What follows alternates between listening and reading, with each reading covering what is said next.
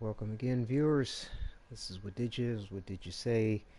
What did you do? What did you think? And hopefully, this is the.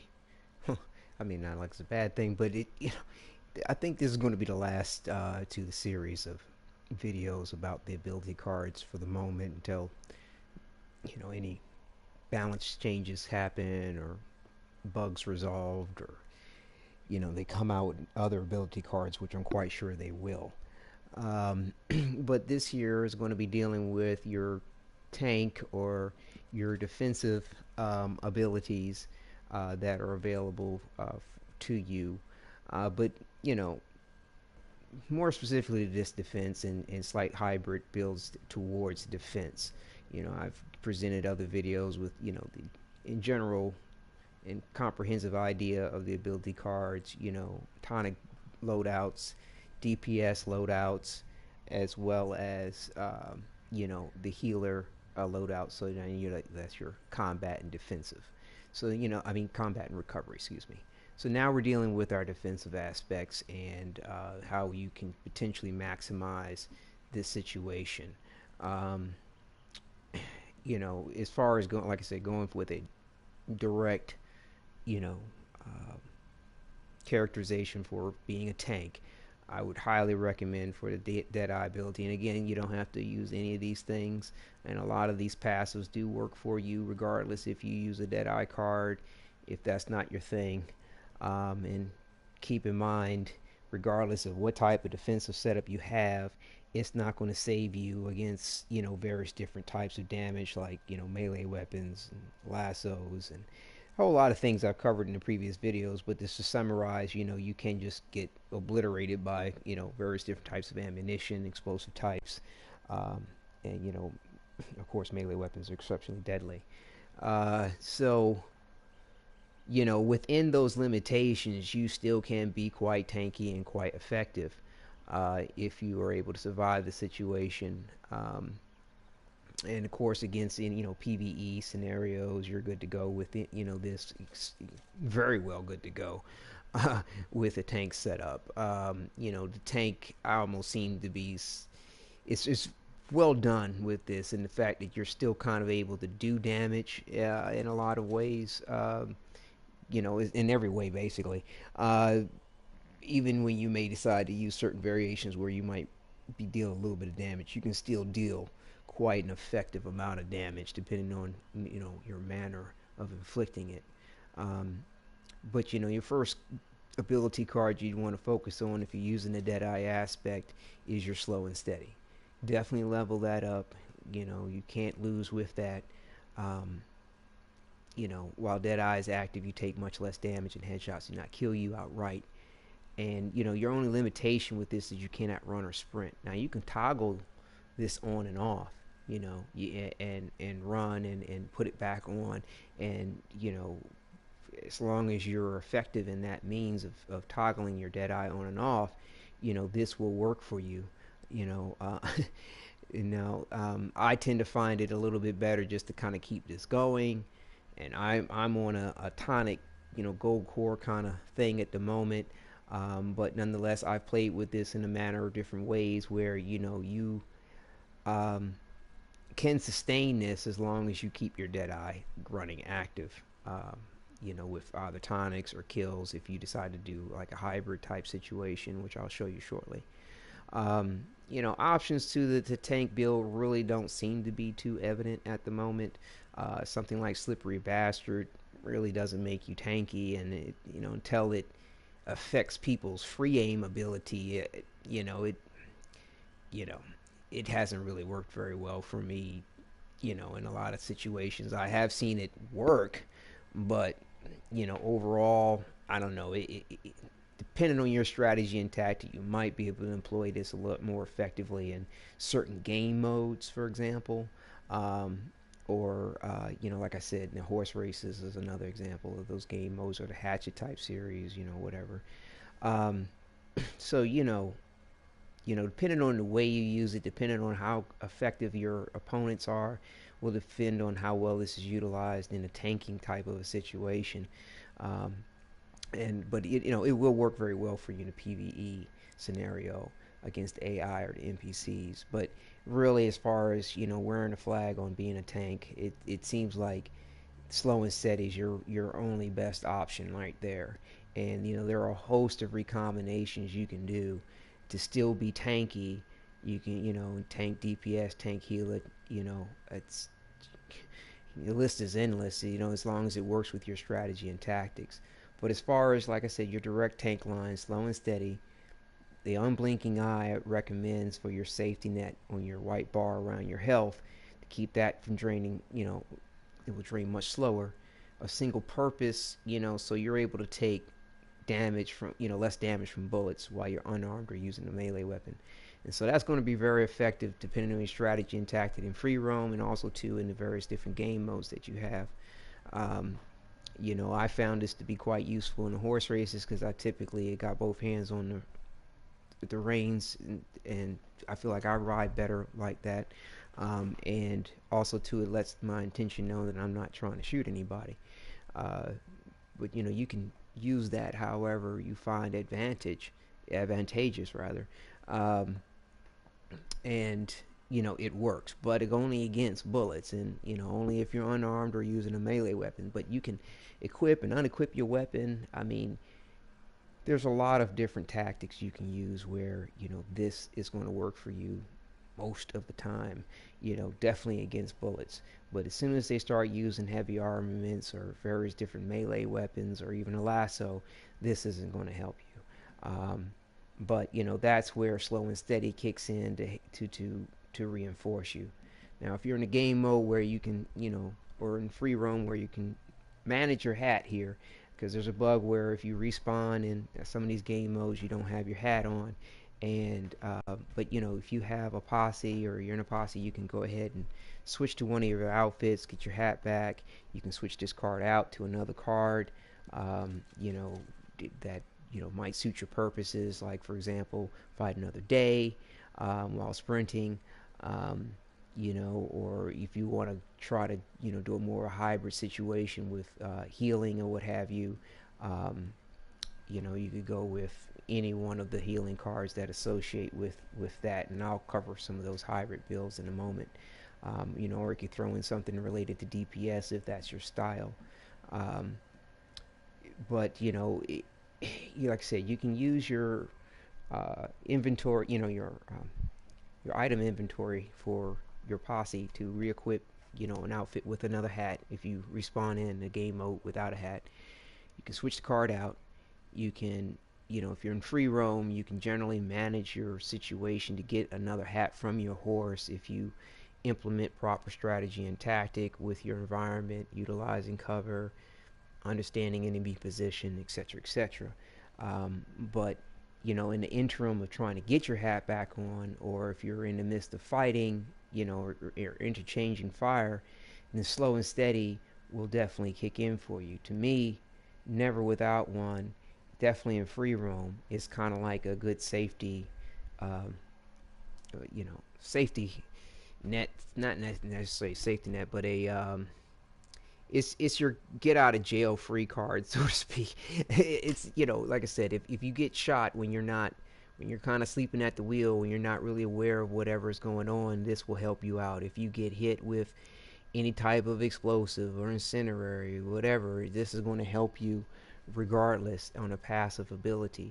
And if you're trying to aggressively play with this card and you're not worried about style, or if it does fit your style, I would recommend using the flat cap um, from your you can purchase a flat cap.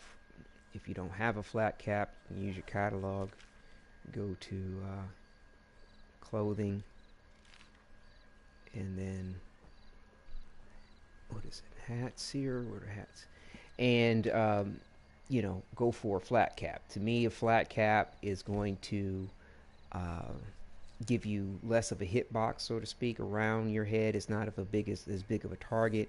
A person has to take a little bit more careful aim if they wish to knock the hat off. And of course, if they're aiming for your head, the hat will come off regardless of the hat type or size. But To me, the flat cap, the worn flat cap, is your best way to go if you're, want to kind of maximize the strategy of never without one. I don't know. I'm not too worried about the point, to be honest with you, because most players, if they're halfway decent, are going to shoot you in the head, and whatever shot to the hat is kind of a mute point because your hat's just going to come off. But I did notice that with never without one, if it's not a clean shot to the hat or a clean shot to the head, your hat will stay on. So you'll see some bullet holes in the brim of your hat or whatever, but and still keep your hat.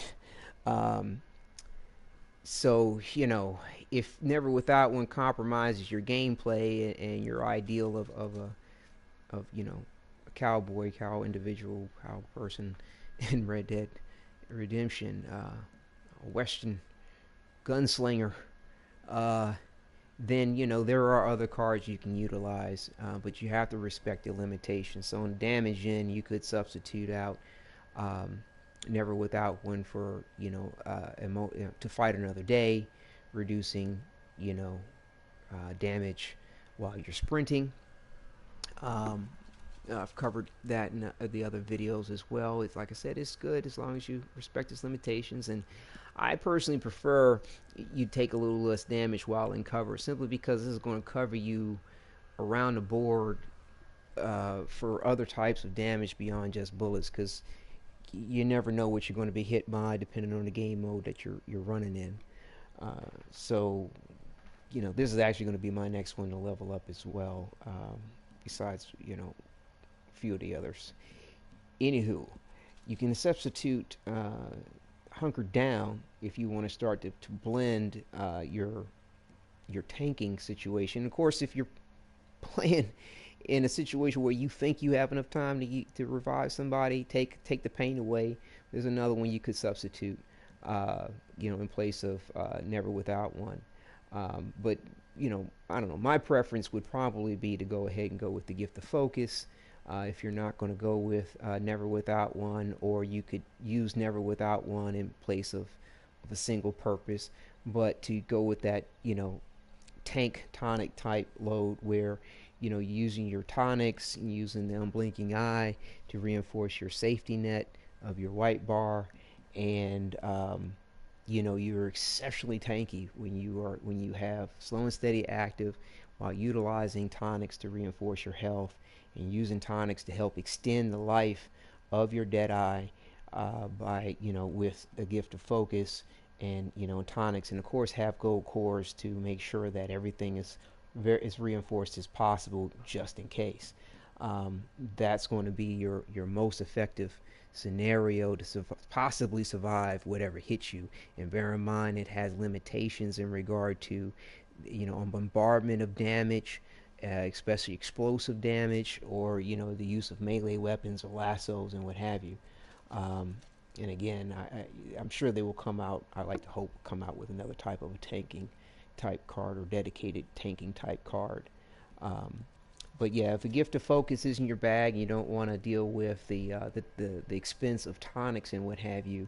Come back stronger is an excellent one to have, because come back stronger will allow you to heal while you are maintaining your damage resistance. Okay, and that's exceptionally important. And I mean, like I said, you can go of a single purpose. That's really cool. Make sure you toggle your weapon on and off. But if you decide to go with, say, never without one, if they haven't knocked your hat off while this is still going as well, and this being your, extending the life of your dead eye, and like I said, you can pop a tonic every so often, you still have that advantage, and especially replenishing your dead eye bar. Come back stronger will heal you in between any aspect of damage that you have near instantly. You just need a second or so, and it will heal you. 1 second. So it's mad cool to use, and it's an awesome hybrid setup to go with. And again, if your gaming style or tactic doesn't really lend you to use with never without one, then like I said, of a single purpose is a good way to go, or to fight another day, or hunker down. You just can't, just as long as you respect the nature of what they're doing for you or not doing for you. Play to its play to its limitations rather than its strengths, and you'll be strong. um, so yes. Now, again, if you're not worried about the heals, and say you're healing yourself with tonics or with, regardless of whether you're using the gift of focus and eating food in between taking damage, which you can do, or while you're taking damage, if you could actually manage it, you could go with, a tank, or, defensive recovery type setup where, you add in more damage with peak condition, um, and you could go with eye for an eye if you feel confident on the headshot aspect of things, depending on your game mode and your accuracy and your skill, um, as well as what the other player's doing. You could go with that. And, of course, inflicting damage, having this bonus, this reward system, if you do damage to your opponent, would back you up well, very similar to the way Comeback Stronger can do for you. I would always still recommend, if you're running with this, to have Unblinking Eye in all the time. But again, if you want to combine your scenario with, a healer type setup, um, defensive healer type setup rather. Like I said, Strange Medicine is a good way to go with Come Back Stronger, basically compensating for the fact that you regenerate at half the normal rate, normally. So Come Back Stronger will help you regenerate a little bit sooner than if you didn't have it in there with Strange Medicine active. And again, if you don't have a moment to like this, with enough sustained fire and heavy bombardment, none of this will still work for you. But if you're not under such duress, you will probably not be killable for the most part until you start running out of supplies, or you're the whatever enemy gets the better of you. But definitely in a PvE scenario, it's not likely you're going to die for sure. You could be sloppy with the scenario and still come out well at the moment with the way they have things tweaked. So, and things will change, I'm sure, over time, and, it'll be interesting and intriguing to see what they do.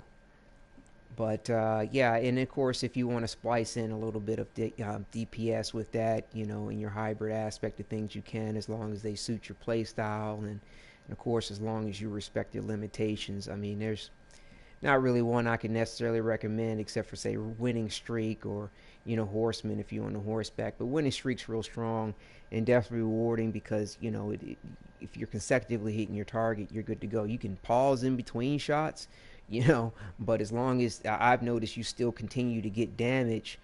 Well, I mean, pause in regard to a reacquiring sight and point of aim to take your shot. I'm not talking about come out of point of aim and then you're waiting in between shots. I'm not really sure if it still works with you with that.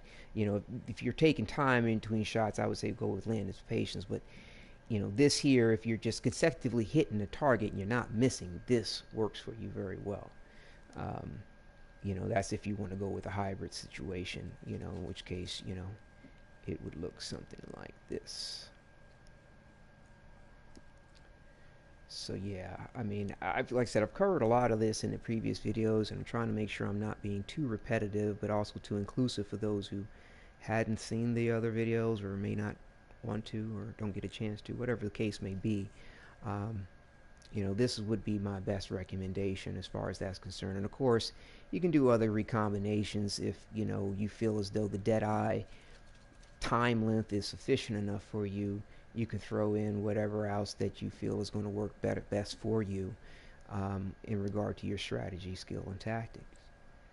So yeah, without dragging it out too much, I think that'll probably sum it up.